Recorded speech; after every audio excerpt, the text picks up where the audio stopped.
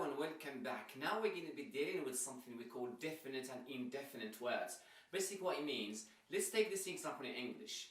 The word of house. To make it definite you say the house. To make it indefinite you say a house, any house. If you say the house, means you are speaking about a specific house. We have the same tool in Arabic. So the word of house in Arabic is baytun. Baytun. However, what makes baytun here a house or the house is this tool. If you remember, before when we came to two vowels at the end of words, I said to you, I'm going to come in the future to tell you or to have an episode explain to you what these two vowels are. This is the time for that. So two vowels in Arabic at the end of words, it means a. So they basically two vowels at the end of words is equivalent to a in English.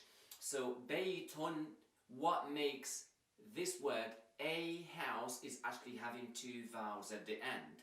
Which means if it's definite, if it's the house, then it shouldn't have two vowels at the end.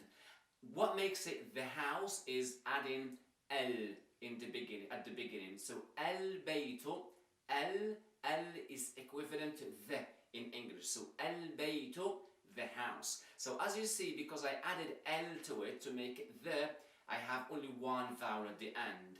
Because you cannot have L and double vowel, because like having in English a, the together, and that doesn't exist. So whether it's a house or the house. Same thing in Arabic, al-baytu, the house, or baytun with two vowels at the end means a house. So let's take another example. غرفة. غرفة means a room, a room.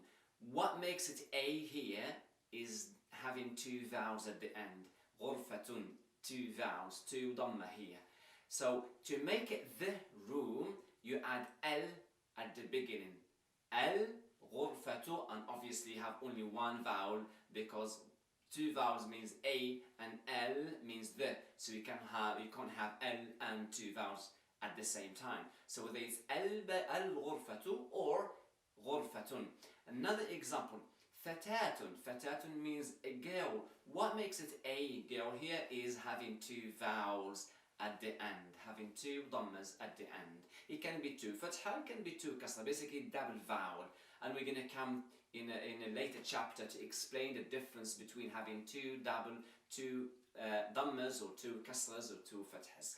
But double vowel, whether it's fatha or dhamma or kasra, means a in Arabic. So fatatun means a girl. What makes it a here is having two vowels at the end.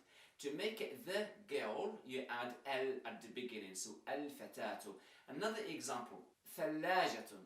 Thallajatun means a fridge. What makes it a fridge here is having two vowels. To make it the fridge, you add L at the beginning. Al-thallajatu.